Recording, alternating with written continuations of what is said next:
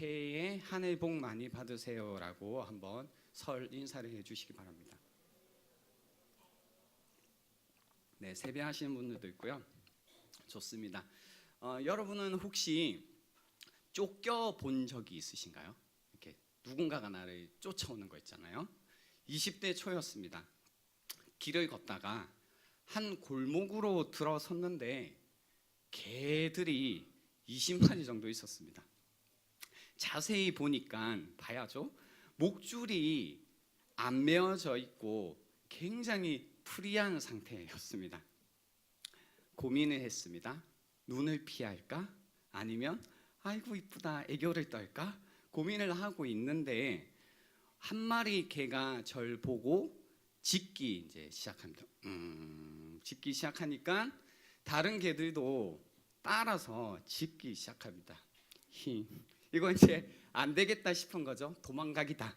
그래서 뛰기 시작했습니다. 역시나 개들이 저를 쫓아옵니다. 그런 느낌 아시죠? 누군가가 저를 쫓아오면 뒷머리가 바짝 서는 느낌? 힘을 다해서 뛰어가는데 개가 사람보다 더 빠른지는 모르겠지만 저보다는 빨랐습니다. 저를 덮치려고 하는 그 아찔한 순간 저는 눈을 감아 버렸는데 눈이 떠집니다. 개꿈이었습니다. 다행이다 생각했지만 그날이 군대 휴가 복귀하는 날이었습니다. 심리적으로 비슷한 경험 있으신가요? 네. 심리적으로 쫓겼던 마음의 상태가 꿈으로 나타난 것 같아요. 오늘 저희가 읽었던 본문을 읽을 때 여러분 굉장히 힘이 없게 이제 몸이 건조하게 읽으셨지만 사실은 우리가 오늘 아시는 분들은 이제 오늘 본문이 나와 있는 일의 결과를 알고 있기에 긴박함 속에서도 느긋하게 이제 이 장면을 읽고 있었지만 실제로 이스라엘 공동체는 그렇지 못했을 겁니다. 애굽에 종살이 하던 이스라엘 자손이 바로가 10가지 재앙 이후에 자유롭게 가게 해줍니다. 그러나 오늘 본문 말씀에 보면 바로와 그의 신하들이 마음이 변합니다. 그래서 7절에 보시면 이제 선발된 병거 600대, 이거는 이제 지금 말로 하면 특수부대를 이야기합니다. 굉장히 잘 훈련되어 있고 빠르게 쫓아가서 이제 없앨 수 있는 그 특수부대 600 이제 대를 먼저 보내고, 그리고 애굽의 모든 병거, 모든 군대를 동원했다라고 오늘 본문이 우리에게 전하고 있습니다. 이스라엘 자손들 입장에서는 이제 우리 적과 꿀이 흐르는 땅으로 간다라는 사실에 막 설레이고 푸른 꿈으로 이제 부풀어 있었겠죠. 푸른 꿈이 다가옵니다. 아무튼 난데없이 이제 멀리서부터 들려오는 지축을 흔드는 이제 울림이 있는 겁니다. 투두둑 투두둑. 그 소리가 점점 가까이 다가오고 있습니다. 그 소리의 정체를 확인하고서는 이스라엘 자손들이 하얗게 질려가기 시작합니다. 큰일 났다. 애굽 군사들이 몰려오고 있다. 이제는 다 죽었다. 끝도 없이 밀려 들어오고 있는 애굽 군사들을 보고 이스라엘 백성들은 분명히 절망했을 겁니다. 그들은 울부짖었습니다. 바로가 보낸 추격자들의 모습과 요란한 말 발굽 소리, 시각과 청각을 통해서 이스라엘 자손들은 공포에 사로잡혀서 울부짖기 시작했습니다. 누구보다 이스라엘 자손들은 바로의 힘을 잘 알고 있습니다. 너무나 잘 알고 있습니다. 바로라는 이름만 들어도, 애굽, 이집트라는 이름만 들어도 몸이 반응하는 겁니다. 뭐 애매하게 추상적인 두려움이 아니라 바로 파라오 하는 순간, 이집트 하는 순간, 그 군대를 보는 순간 구체적인 두려움이 그리고 떨림이 그들을 사로잡기 시작합니다. 다시 그들의 꿈은 깨어지고 두려움에 사로잡힙니다. 오늘 저희가 읽고 있는 이 출애굽기라는 성경은요, 구원이라는 패러다임을 이렇게 펼쳐서 보여주는 성경으로 알려져 있습니다. 하나님은 피라미드와 같은 세상의 질서와 욕망이라는 것에 짓눌려 있는 이제 사람들을 새로운 세상에 대한 꿈을 주시고 이제 구체적으로 그들을 구원하셔서 새로운 세상으로 인도해 가십니다. 그러나 세상이라는 곳은, 그 시스템은 끊임없이 불안감과 두려움이라는 것을 주입해서 그 체제로부터, 그 시스템으로부터 우리를 벗어나지 못하게 합니다. 성경은 우리에게 다른 삶이, 새로운 삶이 가능하다라고 이야기하시고 그러한 삶을 우리에게 소개하시지만 우리 세상은 끊임없이 그렇지 않다, 우리에게 두려움을 주입합니다. 다른 삶, 새로운 삶이라는 구원을 선물로 받은 우리지만, 여기에서 우리는 그리스도인, 구원받은 자들이지만 우리는 여전히 애굽과 가나안이라는 사이를 살아가게 되어 있습니다. 구원을 받아 기쁘기도 하고 감사하기도 하고 감격하기도 하고 감동하기도 하지만 바로의 힘 앞에, 세상의 위협 앞에 우리도 두려움에 사로잡히게 됩니다. 명절을 지내시면서 혹시 이런 분들 안 계신가요? 바로의 군대처럼 나에게 밀려오는, 다가오는 어떤 문제들을 보고 내 삶을 완전히 뒤흔드는 어떤 위기의 소식을 듣고 여러분의 몸이, 여러분의 감정이 이미 반응하고 있는 분들이 있을 겁니다. 어떤 추상적인 두려움이 아니라 구체적인 두려움에 사로잡혀서 지금 이 자리에 앉아 있는 분들도 있겠다 싶습니다. 여러분은 혹시나 이런 두려움에 사로잡히시면 어떻게 하시나요? 이스라엘 자손들은 두려움 가운데 원망의 대상을 찾았습니다. 그들의 원망이라는 것은 자기들을 그런 운명으로 인도한 모세를 향하고 있습니다. 11절 말씀입니다. 그들이 또 모세에게 이르되 애굽에 매장지가 없어서 당신이 우리를 이끌어내어 이 광야에서 죽게 하느냐? 어찌하여 당신이 우리를 애굽에서 이끌어내어 우리에게 이같이 하느냐라고 이제 막 모세에게 향해서 원망하고 있는 겁니다. 애굽에서 구출하여, 그죠? 힘들게 간 우리 모세에게, 그들을 힘들게 인도한 모세에게 이 원망을 하고 있습니다. 이게 무슨 상황일까요? 그죠? 왜 이런 상황이 되도록, 어떤 의미에서는 하나님은 내버려 두시는 걸까라는 생각이 듭니다. 우리가 이 문제를 풀어가기 위해서는요, 그리고 오늘 본문 말씀을 잘 이해하기 위해서는 구원이 무엇일까? 또 구원을 통해서 얻는 자유, 프리덤이라는 것이 무엇인가에 관해서 우리가 질문을 던져보고 좀 생각해 볼 필요가 있습니다. 한번 여러분에게 질문을 드리고 싶은 게요, 오늘 이렇게 이집트로부터 벗어나 있는 이 이스라엘 자손들이 어떻게 보이시나요? 굉장히 이제 자유로 보이시나요? 자유라는 개념이요, 이제 일반적으로 우리들이 이해하고 있는, 가지고 있는 자유의 개념은 이런 겁니다.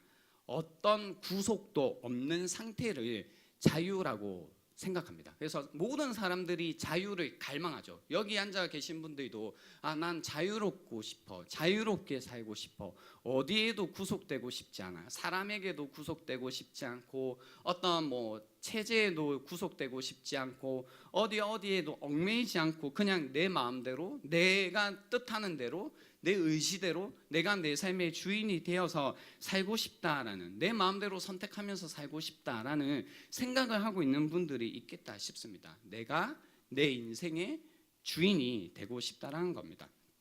근데 이제 저희가 아마 몇 주 동안 이 크로스오버라는 제목으로 설교를 들어보겠지만, 출애굽기가 우리에게 알려주는 이야기는 뭐냐면, 이런 어디에도 얽매이지 않는, 내가 내 삶의 주인이 되어 주체적으로 살아가는 이러한 자유라는 개념은 불가능하다라고 이야기해 주십니다. 사실 오늘 보세요, 이 현재 이스라엘의 상황이 어떤 상태냐면요, 굉장히 자유로운 상태예요. 첫 번째, 이집트로부터 어떻게 되어 있어요? 벗어나 있죠. 그래서 어떤 노동도 없고 노역도 없고 지금까지 옥죄고 있던 족쇄도 풀려 있는 상태. 그래서 어디에 이제 우리는 종이지도 않는 겁니다. 이집트로부터 완전히 벗어나 있는 상태. 그러면서도 동시에 어떤 상태이냐면 아직 시내산에 이르지 않았습니다. 시내산에 이르지 않았다라는 뜻은 아직 율법이 없다라는 뜻이고 아직 하나님을 섬기겠다라고 약속하지 않은 이런 상태입니다. 그래서 이스라엘 자손의 현재 상태는 뭐 애굽에도 속하지 않았고 어떤 의미에서는 하나님께도 속하지 않은 굉장히 자유로운 상태, 누구의 지배도 받지 않고 누구도 섬기지 않는 자유로운 상태에 있는데 어디에도 얽매여져 있지 않는 건데요. 근데 이때 이스라엘 자손의 상태가 여러분 보시기에는 굉장히 자유롭고 굉장히 편안해 보이시나요? 나는 어디에도 얽매여 있지 않아, 나는 그냥 나야, 뭐 이런 상태가 아니라 어떤 상태냐면 애굽에도 매여 있지 않고 하나님께도 매여 있지 않은 이 상태가 어떤 상태냐면 그들은 두려움의 노예가 되어 있다는 겁니다. 완전히 마비되어 있습니다. 어찌해야 하는지 전혀 모르고 있는 상태입니다. 정말로 말 그대로 패닉되어 있는 상태라는 겁니다. 그래서 10절 말씀에 보면 이스라엘 자손이 조금 두려워하여가 아니라 심히 두려워했다라고 나와 있습니다. 그들은 두려움의 노예가 되었고 뿐만 아니라 이 두려움의 노예가 되다 보니 감정의 노예가 되었습니다. 진리와 상관없이, 사실과 상관없이 감정이 나에게 말해주는 대로 생각하고 믿고 사는 겁니다. 감정의 이제 롤러코스터를 타는 겁니다. 그래서 이제 쉽게 말하면 망상에 빠지기 시작합니다. 망상, 딜루전이라고 하죠. 사전적인 의미는요, 망상이라는 것은 병적으로 생긴 잘못된 판단이나 확신을 이야기합니다. 이렇게 생각하는 사고 체계에 이상이 생긴 것을 이야기합니다. 그 망상의 내용은 굉장히 비합리적이고 비현실적이라는 것이 특색이고 또 감정으로 뒷받침되고 있어서 어떤 다른 그 이야기든 합리적인 논거든 상관없이 주관적인 확신을 가지고 고집한다라는 것이 특색입니다. 그러니까 망상에 빠져 있으면 뭐 누가 어떻게 어떤 사실을 말해줘도 그런 거죠. 자기 감정이 그렇지 않으면 그게 죽어도 아니다라는 겁니다. 보면 굉장히 이제 이쁘고 멋있고 참 멋있다라고 이야기해도 자기 감정이 자기가 느끼기에는 아니라라고 생각하면 아무리 주변에서 이야기해도 안 되는 겁니다. 주변에 그런 친구도 있지 않나요? 여러분은 생각할 때 객관적으로 좀 판단해 볼 때 아무 문제 없는데 그 정도면 괜찮은데도 그 친구의 입장에서 볼 때 자기의 감정대로 자기의 주관으로 판단할 때는 그게 절대로 아니라는 겁니다. 절대로 아닌 게 절대로 아닌데 자꾸 절대로 아니라는 거죠. 어떻게 해야 되나? 뭐 이런 고민되는 그런 경우. 이스라엘 자손도요, 이제 두려움의 노예가 되었고 감정의 노예가 되면서 망상에 빠지기 시작합니다. 그러니까 잘못 판단하기 시작한다는 겁니다. 우선적으로 오늘 본문을 통해서 알 수 있는 것은 과거에 대한 망상에 빠지기 시작합니다. 12절 말씀을 함께 보실까요? 이렇게 나와 있죠. 우리가 애굽에서 당신에게 이른 말이 이것이 아니냐, 이르기를 우리를 내버려 두라, 우리가 애굽 사람을 섬길 것이라 하지 아니하더냐. 애굽 사람을 섬기는 것이 광야에서 죽는 것보다 낫겠노라라고 해서요. 이제 두려움에 막 노예가 되고 감정의 노예가 되고 앞에 막 보이고 막 들리고 막 두려운 거죠. 이 상황이 위기가 오니까 이제 이렇게 막 얘기하는 거야. 야, 내가 얘기하지 않았냐 모세야. 우리 좀 내버려 두라고. 우리는 그냥 애굽 사람 섬기는 게 더 좋다고. 라고 이야기 내가 하지 않았냐라고 말을 합니다. 사실일까? 출애굽기 4장 29절 31절 말씀에 보면요, 이제 모세와 아론이 이스라엘 자손을 찾아갔을 때 이렇게 하는 겁니다.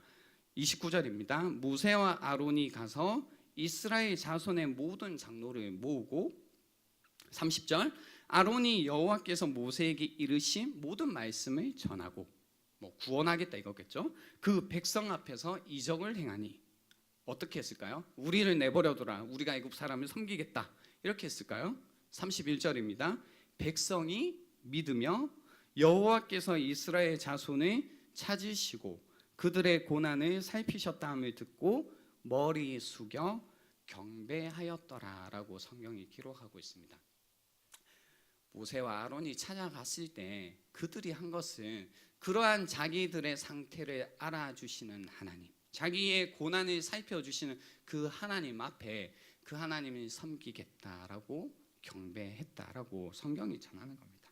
근데 기억이 다르죠.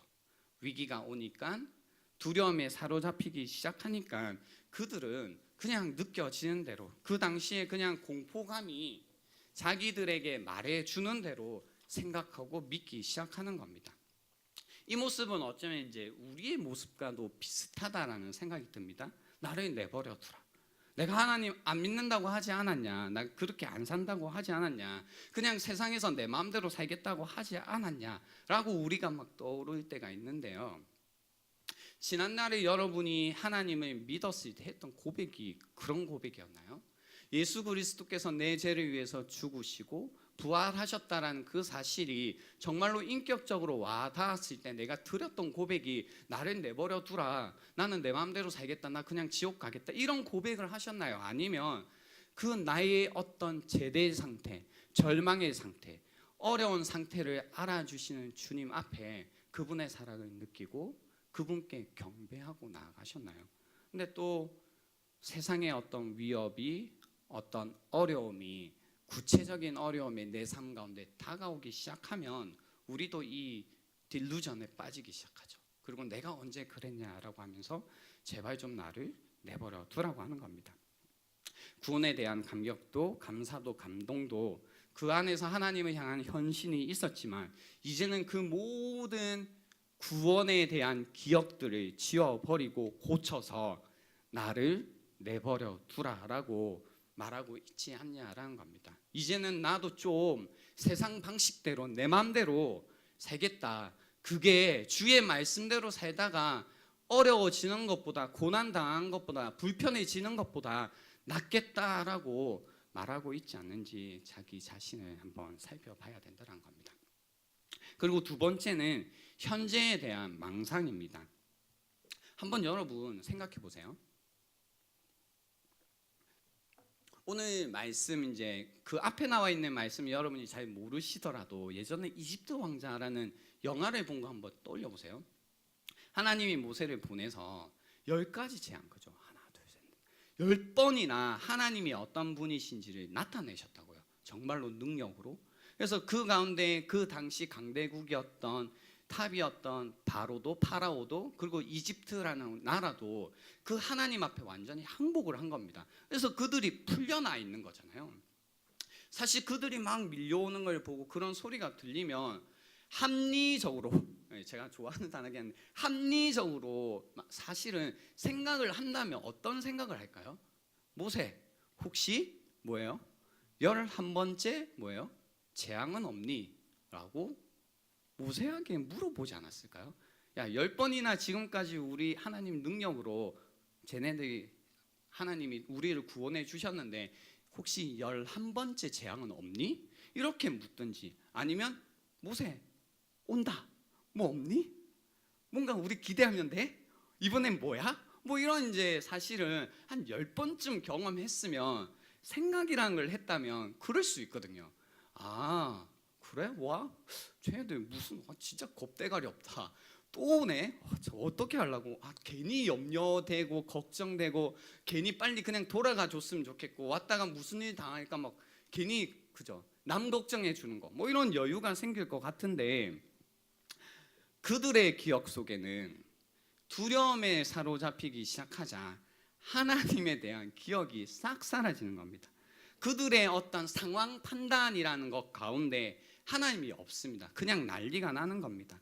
느닷없이 닥쳐온 위협 앞에 그들의 기억은 지워지고 바꾸고, 그리고 하나님이라는 존재, 그분의 능력, 그분의 영광이라는 것은 까맣게 잊어버리는 겁니다.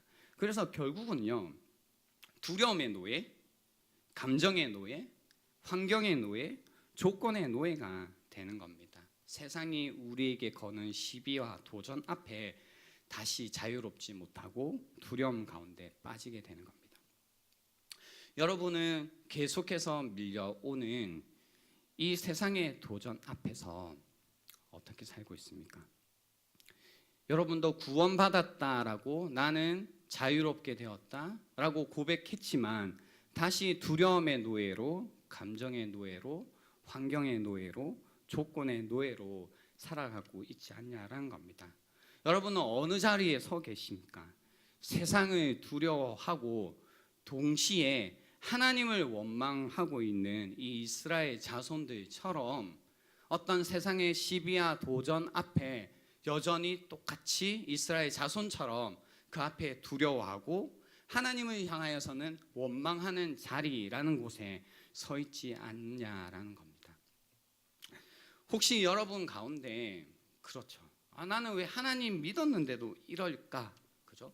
왜 하나님은 이스라엘 백성들에게 이런 상황을 만드셨을까라는 생각이 들 겁니다. 아마 저는 그냥 지나쳐 왔지만 어떤 분들 유심히 오늘 출애굽기 14장을 읽어 가신 분들은 이렇게 걸리는 말씀들이 분명히 있을 거예요. 2절 말씀에 이런 거죠. 여호와께서 모세에게 말씀하여 이르실 때 이스라엘 자손에게 명령하여 돌이켜 바다와 믹돌 사이에 비아히롯 앞 곧 바엘스본 맞은편 바닷가에 장막을 치게 하라라고 하나님이 말씀하셨거든요. 뭐냐면 굳이 잘 가고 있는 이스라엘 자손들을 돌이켜 가지고요. 뭔가 모르게 이제 딱 사로잡히는 상황 가운데 두신 겁니다. 그러니까 이미 이게 걸리는 거예요. 아니 그냥 두지. 가는 애들 그냥 가게 두지. 왜 굳이 돌이켜서 이렇게 뭔가 앞에 뭐가 있어요? 홍해 앞에 두고 뒤에 군대가 쫓아오게 하는 이런 상황에 두셨을까라는 것 때문에 이미 불만. 또 4절에 나와 있는 내가 바로 하나님이시죠. 바로의 마음을 완악하게 한즉 바로가 그들의 뒤를 따르리니라고 해서 또 이것도 불만스러운 거죠. 하나님 왜 굳이 구원해놓고는 가만히 놔두지, 바로 좀 자극하지 말지 왜 굳이 자극하고 바로의 마음을 완악하게 해서 그들을 뒤쫓아가게 했을까? 뭐 이것도 이미 불만. 또 뒤에 보면 좀 그랬다 하더라도 마음을 잘 지켜주시지, 마음 지켜주지 않아가지고 바로와 그의 신하들이 백성에 대하여 마음이 변하게 왜 했을까? 그리고 왜 그들로 하여금 후회하게 했을까? 그래서 좀 몇 명 보내지. 야, 너가 가가지고 너희 우리가 생각해 보니까 좀 마음이 변했는데 아니면 죽일 텐데 죽고 싶지 않으면 돌아올래? 뭐 이렇게 협상의 자리라도 만들지. 그런 것도 아니고 뭐라고 했어요? 특수부대, 그죠? 특수부대 보내고 모든 병거 다 보내는. 사실 그럴 필요가 없지 않나요? 애굽의 입장에서 그렇지 않나요? 그냥 사실 보내도 되거든요. 사신을 보내도 되고 한번 위협해도 되거든요. 근데 온 힘을 다해서 이스라엘 자손을 위협하고 있는 이런 장면들. 8절에도 나오죠. 바로의 마음을 완악하게 하셨으므로 그가 이스라엘 자손의 뒤를 따르니라고 따르게 하시는 겁니다. 그리고 앞에는 홍해. 왜 이럴까라는 게 드는 겁니다. 사실 이거는 장면이지만요. 우리가 실제로 그리스도인으로서 세상을 살다 보면 이것이 그냥 그 옛날에 있었던 이야기로 끝나는 게 아니라 내 삶 가운데 실제 상황인 분들이 많이 있다는 겁니다. 하나님을 이제 정말로 내 구세주로 영접하고 이제는 세상에 있는 모든 욕심들, 세상의 방식들을 버리고 하나님의 방식대로 하나님 나라의 백성으로 하나님의 자녀로 살겠습니다라고 고백하고 다짐하고 헌신하고 나아갔는데 그때마다 밀려오는 이제 문제들, 어려움들, 위협들 앞에 그 앞에 어쩔 수 없이 다시 한번 세상의 방식으로 방법대로 타협할 수밖에 없는. 그러면서도 하나님을 향해서는 우리 그런 마음 들잖아요. 하나님, 내가 하나님의 백성이 되었는데 하나님의 자녀가 되었는데 왜 이런 문제 하나 해결해 주지 않고 오히려 이런 문제 저에게 닥쳐오게 합니까? 이거 왜 안 막아주십니까? 라고 우리는 계속 생각이 드는 겁니다. 나 이제 하나님 백성인데 하나님 자녀인데 왜 상황은 그대로입니까? 아니면 더 좋지 않습니까? 왜 이런 위협들이 저에게 여전히 있습니까? 라는 고백하는 분들이 있는 거죠. 뭐 이건 이제 문제인 경우도 있고요. 실제 죄의 문제에 관해서도 그렇죠. 이제 하나님 백성으로 거룩하게 살고 싶습니다라고 했는데 돌아가자마자 이제 안목의 정욕, 육신의 정욕, 여러 가지 죄의 유혹 가운데 노출되고 그러면서도 내가 여전히 변하지 않았구나 가운데 죄에 미끄러지는 그런 유혹 가운데 하나님 왜 이런 유혹들 저에게 막아주시 않아서 제가 이렇게 죄를 짓게 합니까? 라고 또 뭐예요? 세상의 유혹에는 넘어가 있고 하나님을 향해서는 뭐하고 있어요? 원망하고 있는 이런 상태가 우리의 상태가 아닐까라는 겁니다. 그리고 우리가 가지고 있는 어쩌면 하나님을 향한 불만이고 세상 앞에 서 있는 우리의 현재의 모습이기도 하겠다라는 생각이 드는 겁니다. 하나님은 왜 이렇게 하실까요? 왜 하나님은 이스라엘 자손에게 이렇게 하셨고 왜 이렇게 인도하고 계시고 역시나 하나님을 믿겠다라고 고백하는 하나님의 백성과 하나님의 자녀들에게 왜 이런 방식으로 우리를 이끌고 가실까요? 여러분 혹시 궁금한 적 없으셨나요? 전 되게 불만도 많았고 되게 이런 문제가 많이 어려웠거든요.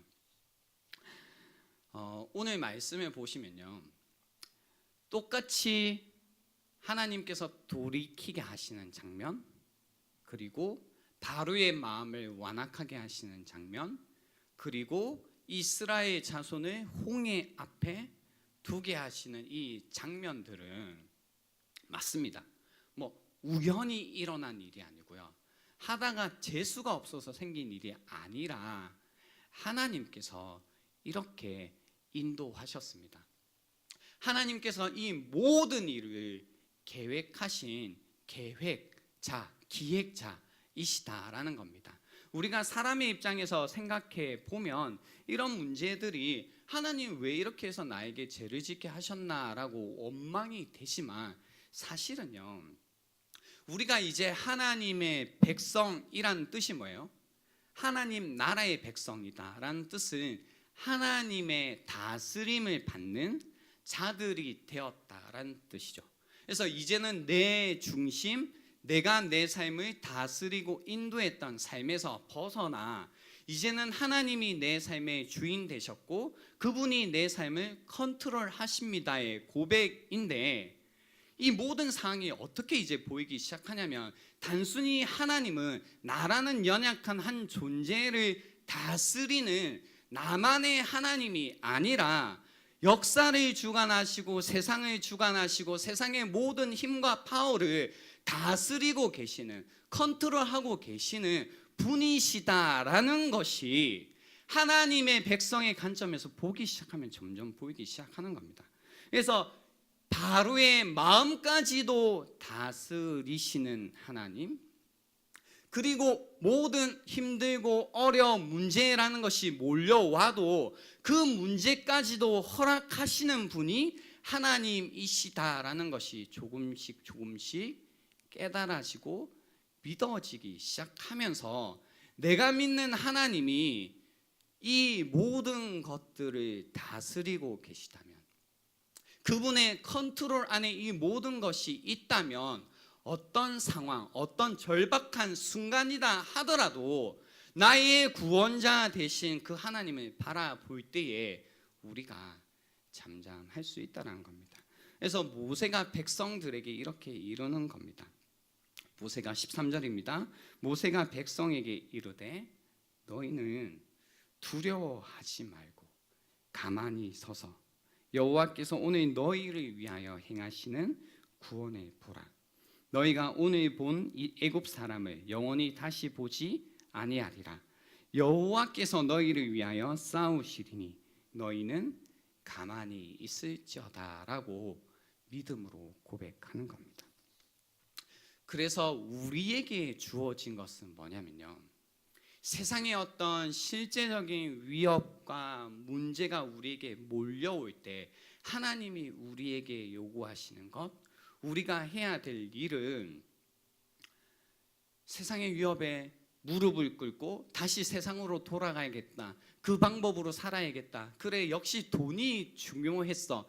아니야, 조건이 중요했어. 역시 스펙이, 아니 학교가 좋아야 돼. 아니야, 어떤 조건들이 필요해. 뭐 이런 곳으로 다시 돌아가는 것이 아니라 하나님이 우리에게 말씀하시는 홍해라는 곳으로 무브온 가야 된다는 겁니다. 그래서 15절 말씀에 오늘 함께 읽지는 않았지만 하나님께서 앞으로 나아가게 하라라고 하시는 겁니다. 야, 부르짖지 말고 백성들에게 말하라는 겁니다. 명령하라는 겁니다.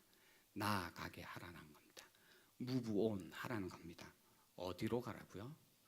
홍해라는 곳을 향해 가라라는 겁니다. 홍해로 가라는 겁니다. 길이 아닌 것처럼 보이는 홍해로 가라고 주님이 말씀하시는 겁니다. 세상을 정말로 살다 보면, 그리스도인으로서 세상을 살다 보면 하나님 말씀대로 사는 것이요, 정말로 홍해로 가는 것처럼 느껴질 때가 있습니다.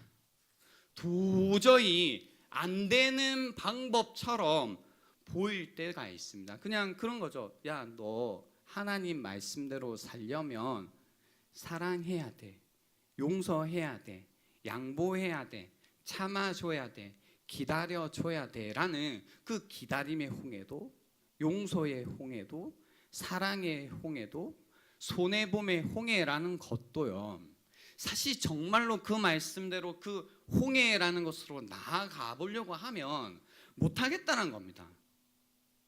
그렇지 않나요? 쉬워요, 여러분은? 그런 게 하나님 말씀대로 사는 게 쉬워요? 다들 그 정도 가지고 뭐 이런 표정들이신데 굉장히 어려운 겁니다. 하나님이 우리에게 말씀하시는 대로 가는 게 사실 너무나 어렵기도 하고요, 그렇게 살면 엄청나게 손해볼 것 같고, 현실에서는 내가 살고 있는 이 땅, 이 세상, 이 현실에서는 도저히 불가능한 것처럼 느껴져서 우리가 그리스도인으로서 이 세상을 살고 있지만 여전히 세상과 타협하며 살아가는 겁니다. 그래서 홍해로 가지 않습니다. 그래서 두려움의 노예가 됩니다. 그래서 감정의 노예가 됩니다. 그래서 이러지도 저러지도 못하고 두려움에 사로잡혀 하나님을 원망하면서 살아갑니다. 그러면서 우리의 고백은 나를 내버려 두라는 겁니다. 나는 애굽 사람을 섬길 것이다 라고 이야기하는 겁니다. 나는 세상을 섬기겠다라고 이야기하는 겁니다.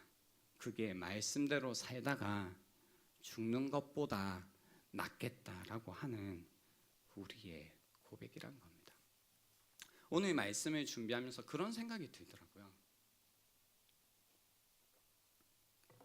우리 교회 안에도 마찬가지고요, 현대 교회 안에 얼마나 많은 사람들이 스스로를 향해 구원받았다라고 고백할까? 근데 구원받은 이후에 얼마나 많은 사람들이 실제적으로 주님께서 무본 나아가라 라고 하실 때 그곳이 홍해라는 곳을 알 때 가지 못하고 이러지도 못하고 저러지도 못하는 이 중간에 끼어가지고 세상 가운데 두려움 가운데 살며 하나님은 왜 이 상황 풀어주지 않습니까? 라는 이 원망 가운데서 사로잡혀서 살고 있는 현대 그리스도인들이 얼마나 많은가라는 생각을 해봤습니다. 여러분은 어떤 상태에 있으신가요? 정말로 하나님의 백성이 되었기에, 하나님의 자녀가 되었기에 하나님의 말씀대로 홍해를 향해 나아가고 계십니까? 아니면 이런 홍해로 나아가지도 못하고 세상으로도 완전히 돌아가지도 못하고 그 가운데 끼어서 늘 밀려오는 세상의 위협 앞에, 공격 앞에, 유혹 앞에 무릎 꿇고 그 앞에서 두려움 가운데 두려움의 종노릇하며 살고 있지 않냐라는 겁니다. 그 가운데 감정의 노예가 되어 이러지도 못하고 저러지도 못하고 좋은 일 하나 생기면 좋았다가 또 나쁜 일이 생기면 왜 내 인생이 이러지 한탄하며 살고 있는 분들이 없냐라는 겁니다. 혹시 여러분이 여러분의 인생을 이미지화했을 때 홍해 앞에 서 있는, 그리고 세상의 위협 앞에 서 있는 그 중간에 끼어 있는 장면, 그게 내 상태다라는 혹시 그런 이미지가 떠오르는 분들이 있으시다면 여러분에게 주어져 있는 선택은 무엇이냐면 세상으로 돌아가서 사는 것이 아니라 세상에 돌아가서 다시 여러분의 두려움 가운데, 그 죄의 가운데 종노릇하며 살다가 죽든지, 사는 게 아니죠, 죽든지, 아니면 눈 딱 감고 주의 말씀대로 홍해로 가는 거란 겁니다. 이 중간에 끼어서 살 수 없다라는 겁니다. 그 가운데서는 두려움만, 원망만 있을 뿐이지 거기가 자위의 공간도 아니고 거기가 하나님이 우리에게 약속해 주신 약속의 땅도 아니라는 겁니다. 마치 그곳이 주님이 나에게 허락하신 약속의 땅이냐, 그냥 한숨 쉬며 살고 있다면 아니요, 우리가 가야 할 곳은 홍해를 지나 주님께서 우리에게 말씀하신 그 약속의 땅까지 나아가야 된다는 겁니다. 그러기 위해서는 우리에게 믿음이 필요한 겁니다. 믿음의 눈으로 이 모든 상황의 주인이 하나님 되심을 바라볼 수 있어야 되고, 믿음의 눈 가운데 눈앞에 보이는 이 홍해가 길이 아니지만 믿음으로 나아갈 때 그곳이 길이 된다라는 믿음이 우리에게 필요하다는 겁니다. 하나님의 말씀대로 사는 것이 도저히 불가능해 보이고 안 될 것 같지만 주의 말씀에 믿음으로 순종할 때 길을 내시는 그 하나님을 믿음으로 지금부터 우리가 함께 바라볼 수 있어야 된다는 겁니다.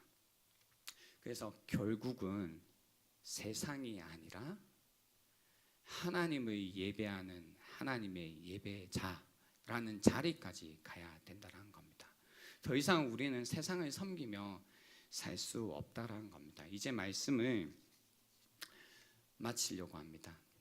여러분이 이제 어쩌면 그럴 수 있거든요. 하나님이 우리에게 이런 말씀을 주실 때는 우리에게 이제 선택하라는 겁니다. 아직도 여기저기 끼어가지고 두려움은 두려움대로 다 느끼고, 괴로움은 세상의 괴로움대로 다 느끼고, 그 안에 자유도 없고 소망도 없고 희망도 없고 불만만 있고, 교회 다니면서도 기쁨도 없고 평강도 없고, 주님이 우리에게 약속해 주신 그 어떤 약속의 즐거움, 기쁨 하나도 누리지 못하고 그저 하나님만 원망하고 살고 있다면 이제는 선택하라는 겁니다. 이제는 더 그 말바굽 소리가 거세지고 그 공포스럽고 밀려오는 문제가 더 많아질 뿐이지 그 문제 여러분의 힘으로 해결할 수 있는 문제 아니라는 겁니다. 하나님이 조금 도움 준다고 힘 준다고 여러분 감당하겠어요? 우리가 그 문제를 어떻게 해결할 수 있겠습니까? 그래서요, 우리에게 주님이 주시는 선택지는 그거 마주하고 살다가 정말로 두려움 가운데 죽든지 아니면 믿음으로 살라라고 우리에게 이야기하신 겁니다. 우리를 구원하신 그분이 우리의 하나님이시고 우리를 다스리시고 우리를 책임지신다라는 그 믿음으로 이제 살아가라라는 겁니다. 여러분 이제 선택하시라는 겁니다. 어쩌면요 유치하긴 한데요, 그런 것도 있거든요. 우리 이제 수련회를 준비하고 있어요. 어떤 분들은 그런 이야기를 하더라고요. 수련회 가는데 3월 1일 노는 날인데 가서 좀 그런데 맨날 우리 직장인데 직장에서 일하다가 하루 쉬는 날인데 좀 쉬어야 되지 않나? 그리고 다음날은 가야 되는 날인데 수련회를 하면 어떡하라고? 가지도 못하는데. 그리고 그 다음날 토요일인데 토요일 또 4시간을 써야 되는데 밤늦게까지 집회해버리면 나는 어떡하나? 그리고 나는 뭐 회사에 뭐라고 얘기해? 나한테 눈치 주면 어떡해? 나 불이익 당하면 어떡해? 뭐 이런 이야기들, 그죠? 이것도 걸리고 저것도 걸리고 요것도 걸리고. 근데 상황과 조건에 걸려 있는 게 아니고요, 여러분 마음이 세상에 걸려 있는 거 아니냐라는 겁니다. 우리가 이런 문제 앞에서도 결단하지 못하고 결정하지 못한다면 군대가 몰려올 때 하나님 믿는다고요? 홍해를 건널 수 있다고요? 어림도 없습니다. 어림도 없습니다. 홍해에 발도 못 담고요. 그럼 평생 우리는 홍해가 갈리는 걸 보지 못하고 우리는 그냥 두려움 가운데 감정의 노예가 되어 늘 세상이 말하는 것에 좌지우지 되다가 죽고 마는 것입니다. 여러분 안에 그런 믿음이 있으면 좋겠습니다. 오늘 이 시간에 우리가 결단의 시간을 잠시 가지려고 하는데요. 한번 생각해 보십시오.